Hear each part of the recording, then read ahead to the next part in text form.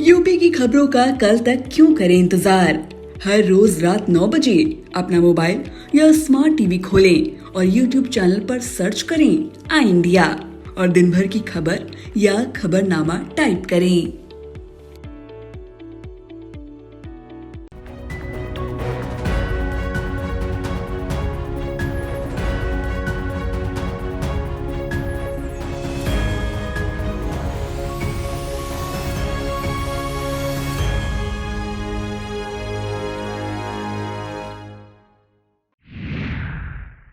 सेठ MR Jaipuria school Mahmudabad, nursery से कक्षा 12 तक। सत्र 2023-24 के लिए प्रवेश प्रारंभ। सुनहरे एवं प्रतियोगी भविष्य की ओर बढ़ते कदम, सपनों को साकार करने का संकल्प। 31 जुलाई 2023 तक एडमिशन शुल्क पूर्णतया माफ। नमस्कार, मैं हूं बबीता सिंह और दर्शकों के अभिवादन के साथ शुरू करते हैं इंडिया का खास शो खबरनामा।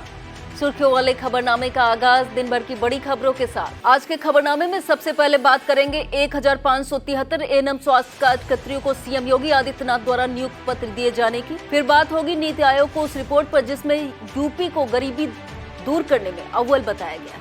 और होगी बात पाकिस्तानी सीमा हैदर पर गिरफ्तारी की तलवार लटकने। और खबरनामे के अंत में जानेंगे लखीमपुर में एक माता पिता और उनके गुमशुदा मूक बधिर बच्चे के मिलन की। लेकिन पहले नजर सुर्खियों पर। आरएसएस प्रमुख मोहन भागवत 4 दिन के प्रवास पर वाराणसी पहुंचेंगे। माफिया अतीक के बाद अब मुख्तार अंसारी के कब्जे से खाली जमीन पर बनेंगे पीएम आवास। अब सामाजिक कार्यकर्त्री डॉक्टर नूतन ठाकुर ने बागेश्वर बाबा धीरेन्द्र शास्त्री पर साधा निशाना। 35 पुलिस कर्मियों पर दर्ज केस की गाजियाबाद पुलिस ने 72 घंटे में ही कर दिया बंद। अब सपा आंकड़ों को जोड़ने के लिए आयोजित करेगी क्षत्रिय ब्राह्मण वैश्य कायस्थ सम्मेलन। सपा सांसद एसटी हसन ने पीएम मोदी के बयान पर किया पलटवार। सीतापुर जिला अस्पताल में लगी नई डायलिसिस यूनिट मशीनें, नए पंजीकरण शुरू। सीतापुर और लखीमपुर में सड़क सुरक्षा पखवाड़ा के तहत आयोजित हुए जागरूकता कार्यक्रम। मुख्यमंत्री योगी आदित्यनाथ ने उत्तर प्रदेश अधीनस्थ सेवा चयन आयोग द्वारा चयनित 1573 एएनएम स्वास्थ्य कार्यकर्तियों को नियुक्ति पत्र वितरित किए। इस दौरान उन्होंने बिना नाम लिए सपा पर तंज कसा। कहा कि पहले सरकारी नौकरी निकलती तो थी, चाचा भतीजा झोला लेकर वसूली पर निकल पड़ते थे। सीएम ने कहा कि हमारी सरकार ने 6 वर्ष के अंदर यूपी को बीमारू राज्य से उभारकर एक सक्षम राज्य बनने की ओर अग्रसर किया है। सीएम ने सभी नवनियुक्त एएनएम को बधाई दी। इस कार्यक्रम में सीतापुर से नूरजहां, लखीमपुर से अनुराधा वर्मा, रायबरेली से ममता यादव, सुल्तानपुर से स्वाति सिंह, बाराबंकी से सुधा रावत और उन्नाव से एकता पटेल आदि ने मुख्यमंत्री के हाथों से नियुक्ति पत्र प्राप्त किया। इस दौरान डिप्टी सीएम ब्रजेश पाठक, राज्य मंत्री मैंकेश्वर शरण सिंह, मुख्य सचिव दुर्गा शंकर मिश्र, प्रमुख सचिव चिकित्सा पार्थ सारथी, सेन शर्मा आदि मौजूद रहे। विरोधी दलों को खास तौर पर सपा द्वारा महंगाई, बेरोजगारी और गरीबों को लेकर भाजपा पर लगातार हल्ला बोला जा रहा है। नीति आयोग की रिपोर्ट ने यूपी के सीएम योगी आदित्यनाथ को इन आरोपों से राहत देने का काम किया है। केंद्र सरकार की नीति आयोग द्वारा गरीबी रेखा पर राष्ट्रीय बहुआयामी गरीबी सूचकांक के नाम से जारी इस रिपोर्ट में गरीबों की संख्या घटने के मामले में यूपी को देश के सभी राज्यों में पहले स्थान पर बताया गया है। यूपी में 3,42,72,484 लोग बहुस्तरीय गरीबी के बाहर आ गए हैं। इसके चलते 2015-2016 के मुकाबले 2019 और 21 में कुल गरीबों की संख्या 37.66 से घटकर 22.93 हो गई है। यूपी में गरीबी घटने के मामले में महाराजगंज पहले स्थान पर है, दूसरे पर गोंडा, तीसरे पर बलरामपुर, चौथे पर कौसाम्बी और 5वें स्थान पर लखीमपुर जिला है। आरएसएस के प्रमुख मोहन भागवत 4 दिन के प्रवास पर वाराणसी पहुंचेंगे। वह लंका स्थित विश्व संवाद केंद्र में विश्राम करने के बाद 19 जुलाई को गाजीपुर जाएंगे, जहां हथियाराम मठ पहुंचकर पीठाधीश्वर और साधु संतों से आशीर्वाद प्राप्त करेंगे। 20 जुलाई को संघ प्रमुख मिर्जापुर पहुंचकर स्वामी अड़गड़ानंद जी महाराज का आशीर्वाद प्राप्त करेंगे और अन्य कार्यक्रमों में शामिल होंगे। 21 जुलाई को संघ प्रमुख वापस वाराणसी आकर काशी विश्वनाथ मंदिर और काशी के कोतवाल बाबा काल भैरव के मंदिर में दर्शन पूजन करेंगे। 22 जुलाई को संघ प्रमुख रुद्राक्ष कन्वेंशन सेंटर में आयोजित 2 दिवसीय international temple convention and expo में मुख्य अतिथि में शामिल होने के बाद शाम को वापस चले जाएंगे। इस एक्सपो में 25 देशों के मंदिरों के प्रतिनिधि शामिल होंगे। इन दिनों सुर्खियों में छाई पबजी लवर सीमा हैदर पर गिरफ्तारी की तलवार लटक गई है। अब यूपी एटीएस के अलावा आईबी और नोएडा पुलिस सीमा हैदर के पाकिस्तानी खुफिया एजेंसी ISIS से कनेक्शन का पता करने में जुट गई है। इसके लिए सीमा हैदर की फोन कॉल डिटेल निकाली जा रही है। सीमा हैदर के बयान में पाकिस्तान से दुबई के काठमांडू और वहां से ग्रेटर नोएडा पहुंचने की कहानी सामने आने के बाद हलचल तेज हो गई है। मामले को तूल पकड़ता देख सचिन और उसका परिवार भी सीमा हैदर से पल्ला झाड़ रहा है। योगी सरकार अब माफिया मुख्तार अंसारी और उसके परिजनों के कब्जे से मुक्त कराई गई खाली जमीन पर गरीबों के आशियाने बनवाएगी। यह जमीन लखनऊ के डालीबाग इलाके में स्थित है। यहाँ पर माफिया और इसके परिजनों के बंगले बने हुए थे, जिन्हें 3 साल पहले एलडीए ने ढहा दिया था। इस खाली हुई जमीन पर एलडीए ने चिन्हित कर लिया है। इस पर पीएम आवास योजना के तहत 72 फ्लैट बनाए जाएंगे। एलडीए के उपाध्यक्ष डॉक्टर इंद्रमणि त्रिपाठी ने बताया कि 72 आवास निर्माण के लिए प्राधिकरण ने नक्शा तैयार कर लिया है। बता दें कि योगी सरकार इससे पहले प्रयागराज में माफिया अतीक अहमद के कब्जे से मुक्त कराई गई जमीन पर 76 पीएम आवास बनवा चुकी है। 3 जून को सीएम योगी आदित्यनाथ ने इन आवासों की चाबी गरीबों को सौंपी थी। खाकी वाले ही खाकी की फजीहत कराने में कोई कसर नहीं छोड़ते हैं। ताजा मामला यूपी के मुरादाबाद जिले का है। यहां पर भाजपा विधायक रितेश गुप्ता ने डीजीपी को फोन पर शिकायत की थी। इसमें कहा था कि मुरादाबाद के मजोरा थाने पर तैनात अपराध निरीक्षक हरिशंकर ने एक मामले में 50,000 रुपए रिश्वत ली है। जांच के बाद रिश्वत लेने के आरोपी इंस्पेक्टर को लाइन हाजिर करते हुए सीओ सिविल लाइन को जांच का आदेश दिया गया है। अपनी सक्रियता से सुर्खियों में बनी रहने वाली कानपुर की महापौर प्रमिला पांडे ने एक बड़ी बात कही है। एक मंदिर पर अवैध कब्जे की शिकायत पर जांच करने पहुंची महापौर ने कब्जेदारों पर नाराजगी जताते हुए अवैध कब्जे को हटाने का आदेश दे दिया है। वही कहा कि सरकार से ऐसी मांग करेंगे कि हिंदू का घर मुस्लिम और मुस्लिम का घर हिंदू न खरीद पाए। भाजपा सपा में लगातार सेंधमारी करने में जुटी पहले गठबंधन सहयोगी ओपी राजभर, फिर विधायक दारा सिंह चौहान के बाद अब एक और बड़े सपा नेता सुखराम यादव को बीजेपी में लाने की तैयारी है। मंगलवार को सुखराम यादव ने लोक भवन में अपनी पत्नी और बेटे मोहित यादव के साथ सीएम योगी आदित्यनाथ से भेंट की। बताते हैं, सपा के संस्थापक सदस्य और सपा सरकार में मंत्री रहे सुखराम यादव पिछले काफी समय से सपा प्रमुख अखिलेश यादव से नाखुश चल रहे थे। बागेश्वर धाम वाले बाबा धीरेन्द्र शास्त्री महिलाओं को लेकर दिए गए बयान पर घिरते नजर आ रहे हैं। सपा नेता स्वामी प्रसाद मौर्य के बाद अब आजाद अधिकार सेना की महासचिव और सामाजिक कार्यकर्ता डॉक्टर नूतन ठाकुर ने धीरेन्द्र शास्त्री को बयान को अनुचित बताते हुए राष्ट्रीय महिला आयोग में शिकायत की है और बयान का संज्ञान लेते हुए अविलंब कार्रवाई की मांग की है। अपने से जुड़े मामलों में पुलिस की जांच एक्सप्रेस किस सुपरफास्ट रफ्तार में दौड़ती है। गाजियाबाद का मामला इसका जीता जागता उदाहरण है।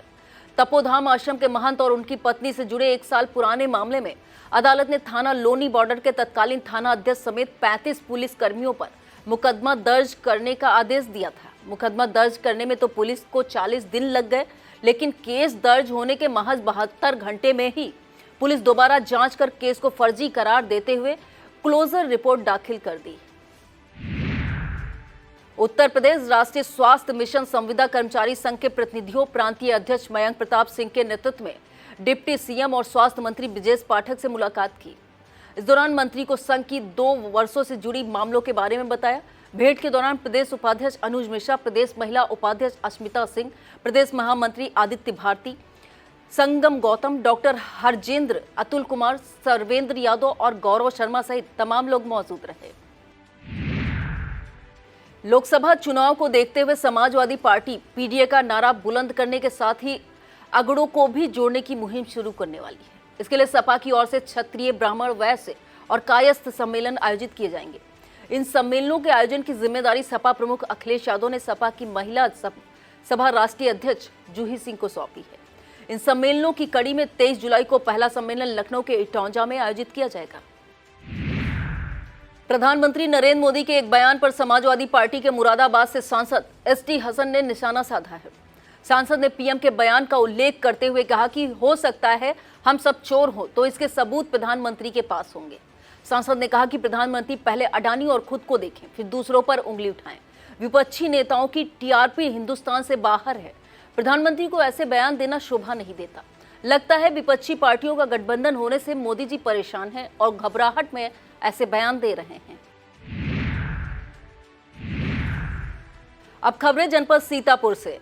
सीतापुर में डीएम अनुज सिंह और एसपी घुले सुशील चंद्रभान की अध्यक्षता में एंटी नारकोटिक्स टास्क फोर्स के कार्य और जिम्मेदारियों से संबंधित समीक्षा बैठक आयोजित की गई। इस दौरान मादक पदार्थों की तस्करी पर प्रभावी नियंत्रण को लेकर विस्तृत चर्चा की गई।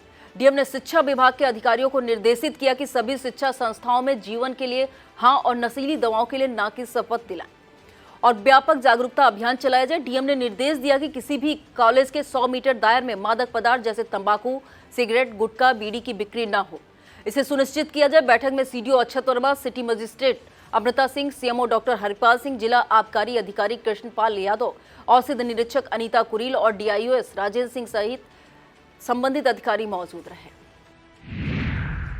डायलिसिस कराने के लिए लखनऊ या फिर महंगे निजी अस्पतालों के चक्कर लगाने को मजबूर मरीजों के लिए खुशखबरी है। सीतापुर जिला अस्पताल की डायलिसिस यूनिट में नई मशीनें बढ़ने से अब डायलिसिस के लिए नए रजिस्ट्रेशन शुरू हो गए हैं। सीतापुर जिला अस्पताल के dialysis centre manager Praful Mishra ने बताया कि डायलिसिस कराने के लिए मरीजों को सिर्फ अपनी किडनी रोग विशेषज्ञ डॉक्टर का पर्चा और ब्लड रिपोर्ट के साथ जिला अस्पताल की डायलिसिस यूनिट में आकर अपना पंजीकरण कराना होगा, जिसके बाद उन्हें यह सुविधा निःशुल्क दी जाएगी। बाढ़ के पहले तैयारी के लिए राज्य स्तरीय मॉक एक्सरसाइज कराए जाने के लिए वीडियो कॉन्फ्रेंसिंग के माध्यम से समीक्षा बैठक आयोजित की गई। इस दौरान राज्य आपदा प्रबंध प्राधिकरण के अधिकारियों ने समस्त संबंधित अधिकारियों को निर्देशित किया कि बाढ़ के प्रति संवेदनशीलता बढ़ाते हुए प्राधिकरण के निर्देशों का 100% पालन किया जाए और आपदा मित्रों का चयन करते हुए उन्हें आवश्यक किट और प्रशिक्षण दिया जाए। इस वीडियो कॉन्फ्रेंसिंग के दौरान सीतापुर एडीएम रामभरत तिवारी, द्वितीय वाहिनी पीएससी के सेना नायक संजय सिंह, सिंचाई विभाग के अधिशासी अभियंता विशाल पोरवाल और सीतापुर जीआईसी के प्रधानाचार्य नरेंद्र सिंह व अन्य अधिकारी अपने अपने कार्यालय से वीडियो कॉन्फ्रेंसिंग के माध्यम से मौजूद रहे। सीतापुर परिवहन विभाग द्वारा सड़क सुरक्षा पखवाड़ा के दूसरे दिन ट्रक, बस, टेम्पो चालक मालिकों और यूपी रोडवेज के चालकों परिचालकों के साथ कार्यशाला का आयोजन किया गया। यह कार्यशाला एआरटीओ कार्यालय सभागार में आयोजित हुई। इसे संबोधित करते हुए एआरटीओ प्रशासन माला वाजपेयी ओवरलोडिंग और ओवर स्पीडिंग नहीं करने के लिए कहा। एआरटीओ परिवर्तन संजय गुप्ता ने पायदान पर लटक कर यात्रा करने के खतरों से अवगत कराया।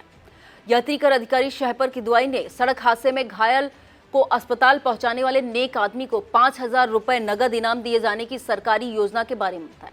इस दौरान टीएसआई दिनेश कुमार ने सुरक्षित ड्राइविंग के बारे में बताया। कार्यशाला में सीतापुर प्रगति संस्थान की ओर से यातायात संबंधी पंपलेट वितरित किए गए। इस दौरान प्रधान सहायक अनिल कुमार सागर, समीर पुरी, सारथी सुपरवाइजर प्रॉमिस मिश्रा और संतोष कुमार आदि मौजूद रहे। वक्त हो चला एक छोटे से ब्रेक का, आप देखते रहिए खबरनामा। Studywell group of institutions Sitapur, Studywell public school Vijay Lakshmi Nagar, Studywell senior secondary school Lakhimpur road Sitapur, affiliated to CBSE board New Delhi, world class infrastructure, NCC for boys and girls, blessed by Honorary President of India and Governor of UP, state of the art labs, school cinema, ultra modern teaching support, digital classrooms. Studywell Group presents ITI and Pharmacy College. Agarwal Public Inter College, Vijay Lakshmi Nagar, Sitapur, creates history again. Our intermediate topper, Venkatesh Maurya, got first rank in city and 9th rank in district. Our high school topper, Isra Azmi, got third rank in city. Our three students, Ankit Kumar Vishwakarma, Himanshu Mishra and Vikas Anand Gautam, got selected in central government job. Admission open for session 2023-2024. Our other institution is Shivam Agarwal Memorial Degree College, BA, BCom, DLED, CCC and O-Level. So, hurry up. Sitapur के उद्योग उपायुक्त आशीष गुप्ता ने बताया कि शासन की विश्वकर्मा श्रम सम्मान योजना के तहत जिले में नई बढ़ई, दर्जी, कुम्हार, लोहार, सुनार, टोकरी बुनकर, राजमिस्त्री, हलवाई और मोची आदि ट्रेड में 6 दिवसीय प्रशिक्षण और टूल किट दिए जाने हेतु आवेदन पत्र आमंत्रित किए जा रहे हैं। इसके लिए 27 जुलाई तक ऑनलाइन आवेदन जमा किए जाएंगे। इच्छुक आवेदक संबंधित जानकारी के लिए सीतापुर के सराय मलुही स्थित जिला उद्योग केंद्र कार्यालय में किसी भी कार्य दिवस में संपर्क कर सकते हैं।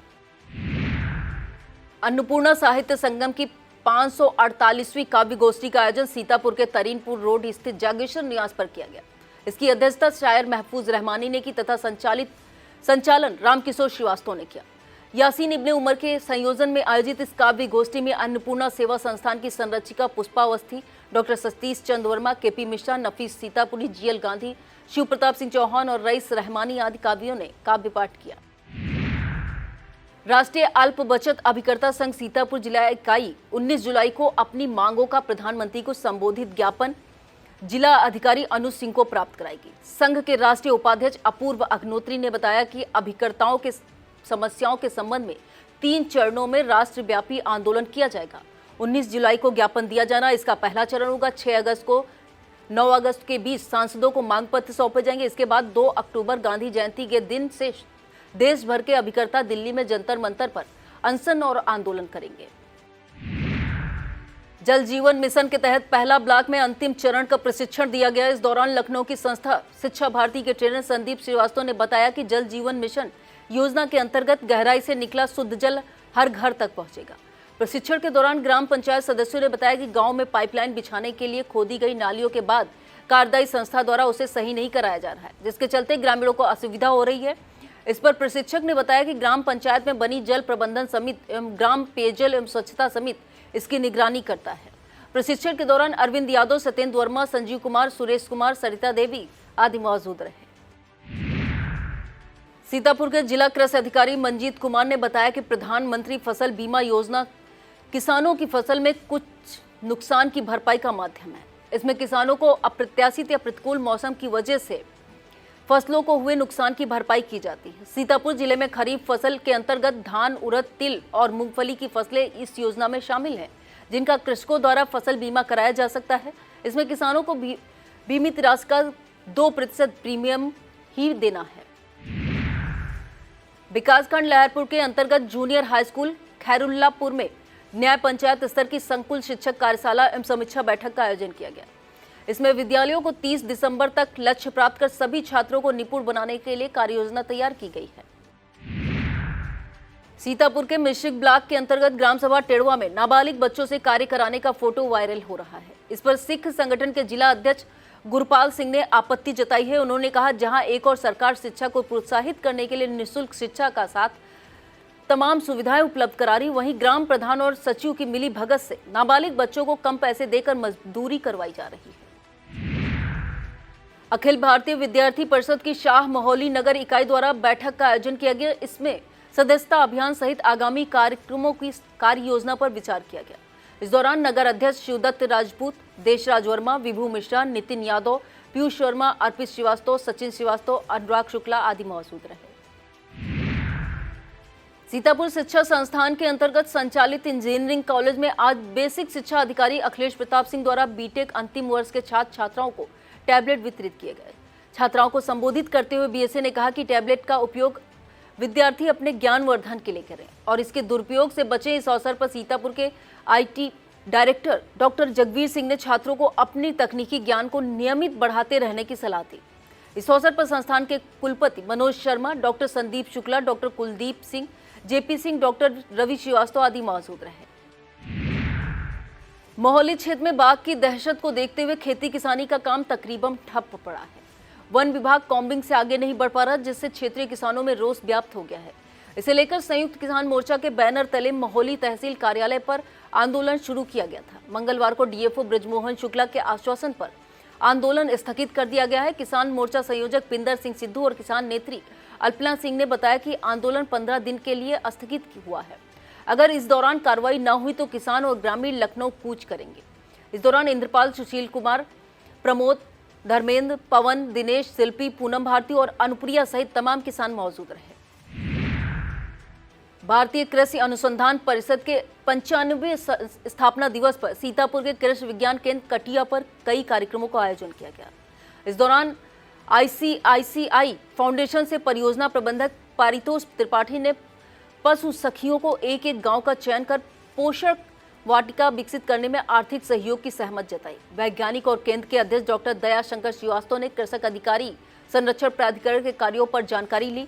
वैज्ञानिक डॉक्टर आनंद सिंह ने पशुपालन से जुड़ी जानकारियां साझा की। वैज्ञानिक शैलेंद्र सिंह ने किसान उत्पादक संगठन के गठन पर बल दिया।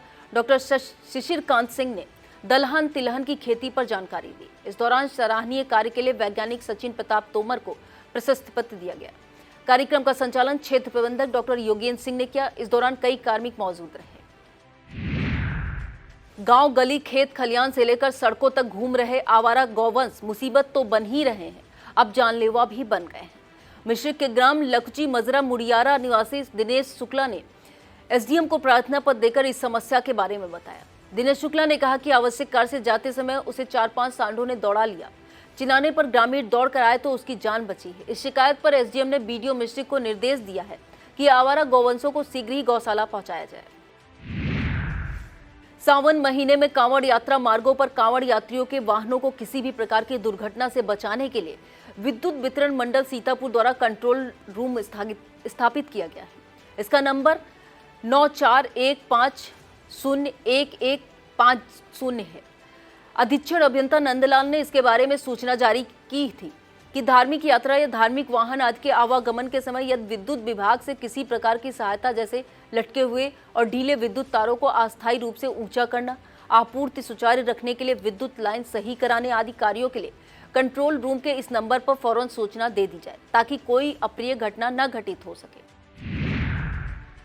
सीतापुर के जिला आपदा विशेषज्ञ हीरालाल ने बताया कि कलेक्ट्रेट सीतापुर में सभा कक्ष के निकट बाढ़ कंट्रोल रूम स्थापित किया गया है, जिसका नंबर 05862245753 एवं टोल फ्री नंबर 1077 है। बाढ़ से संबंधित किसी भी समस्या शिकायत के लिए उक्त कंट्रोल रूम में संपर्क किया जा सकता है। यह कंट्रोल रूम सप्ताह के 7 दिनों और 24 घंटे संचालित किया जा रहा है। अब खबरें जनपद लखीमपुर खीरी से। यूपी के अन्य जिलों जैसे लखीमपुर में भी आवारा पशु बड़ी समस्या बने हुए हैं। आम आदमी से लेकर किसान तक इन आवारा जानवरों के झुंडों से परेशान है। शासन द्वारा गौशालाओं की व्यवस्था की गई है जो सिर्फ कागजों तक सीमित है, लिहाजा आवारा जानवरों को लेकर लोगों में गुस्सा बढ़ता जा रहा है। यही वजह है कि किसान और ग्रामीण आवारा जानवरों को कभी किसी सरकारी स्कूल में बंद करते हैं तो कभी किसी सरकारी कार्यालय में बंद कर देते हैं। इसी कड़ी में परेशान किसानों ने निघासन ब्लॉक की निर्माणाधीन नवीन मंडी समिति में आवारा पशुओं को बंद कर दिया। इसकी सूचना मिलते ही प्रशासन में हड़कंप मच गया है। इंडिया पर लखीमपुर के इस्लामिया इंटर कॉलेज को लेकर प्रसारित खबर का असर हुआ है। यह कॉलेज सरकारी आदेशों की धज्जियां उड़ाकर रविवार की बजाय शुक्रवार के दिन अवकाश करता था। इंडिया पर खबर प्रसारित किए जाने के बाद प्रशासन ने इस मामले को गंभीरता से लिया और सख्त आदेश दिए कि शासन के अनुसार रविवार को ही कॉलेज में अवकाश रखा जाए। इस आदेश को एक लिखित नोटिस के जरिए कॉलेज प्रबंधन को अवगत करा दिया गया है। साथ ही यह भी सख्त निर्देश दिए गए हैं कि निर्धारित समय के अंदर कॉलेज प्रबंधन अपना स्पष्टीकरण दे एवं शासनादेशों का सख्ती से पालन करे, वरना कठोरतम कार्रवाई की जाएगी। इसी खबर को लेकर पूरे जनपद में चर्चाओं का बाजार गर्म है। फिलहाल कॉलेज प्रबंधन ने आश्वस्त किया है कि शासनादेश के अनुसार ही अब आगे से कॉलेज रविवार को ही अवकाश रखा जाएगा। लखीमपुर जिला पंचायत सभागार में पीएम आवास योजना के तहत जिले के सभी ब्लॉकों के ग्राम सचिवों की प्रशिक्षण कार्यशाला हुई। कार्यशाला की अध्यक्षता डीएम महेंद्र बहादुर सिंह ने की। डीएम महेंद्र बहादुर सिंह ने कहा कि ग्राम सचिव गांव के सर्वांगीण विकास के साथ पात्र वंचित शोषित व्यक्तियों को योजनाओं से जोड़ने, उनके जीवन संवारने में आप सबकी अहम और महती भूमिका है, जिसका कुशलता पूर्वक निर्वहन करें। प्रधानमंत्री आवास योजना, मुख्यमंत्री आवास योजना का क्रियान्वयन पूरी सुचिता ईमानदारी से कराएं। उन्होंने सचेत किया कि लापरवाह गैर जिम्मेदार ग्राम सचिव अपनी कार्यशैली में सुधार लाएं, अन्यथा प्रशासन उन पर प्रभावी कार्यवाही अमल में लाएगा। पूरे यूपी में 17 से 31 जुलाई तक मनाए जा रहे सड़क सुरक्षा पखवाड़ा के अंतर्गत लखीमपुर जागरूकता कार्यक्रम किया जाएगा। यह कार्यक्रम परिवहन विभाग के कार्यालय पर आयोजित हुआ। इसकी अध्यक्षता एआरटीओ आलोक कुमार सिंह ने की। इसमें तमाम वाहनों के चालक, मालिक, यूनियनों से जुड़े पदाधिकारी आदि शामिल हुए। कार्यक्रम को यातायात निरीक्षक चिरंजीव मोहन एवं यातायात उप निरीक्षक मनीष पाठक ने संबोधित करते हुए सड़क सुरक्षा के नियमों का पालन करने की जरूरत के बारे में बताया और संबंधित परिवहन कानूनों के बारे में जानकारी दी। लखीमपुर जिले में सोमवार का दिन एक माता पिता और उनके मूक बधिर जिगर के टुकड़े के लिए बेहद खास रहा। माता पिता और उनके बिछड़े हुए मूक बधिर बच्चे के मिलन को जिसने भी देखा उसकी आंखें भर आईं। बता दें कि लखीमपुर के महिला कल्याण विभाग और जिला बाल कल्याण समिति की सूझबूझ इस कहानी को अंजाम तक पहुंचाने में बेहद अहम साबित हुई। इस बारे में जिला प्रोबेशन अधिकारी संजय कुमार निगम ने बताया कि कुछ समय पूर्व जिला बाल कल्याण समिति के आदेश पर एक भटके हुए बालक को, जिसका नाम अज्ञात था, उसे नसान सिंह मां काली सेवा संस्थान द्वारा प्रबंधित बाल गृह बालक लखीमपुर खीरी में आवासित कराया गया था। बालक मूक बधिर होने के कारण अपना नाम पता बताने में असमर्थ था, जिसके पते की खोज के लिए उनके निर्देश पर बाल गृह की अधीक्षक ने बच्चे का आधार वेरिफिकेशन कराया, जिसमें बच्चे के पिता का नाम व पता ज्ञात हो गया। उन्होंने बताया कि आधार के जरिए प्राप्त डाटा के आधार पर बच्चे के पिता से बात करके उनको बाल कल्याण समिति लखीमपुर खीरी आने को कहा गया। माता पिता व अन्य सगे संबंधी के साथ आकर पिता ने बाल कल्याण समिति के सामने प्रस्तुत होकर बच्चे को देखा तो उनकी आंखों में आंसू आ गए।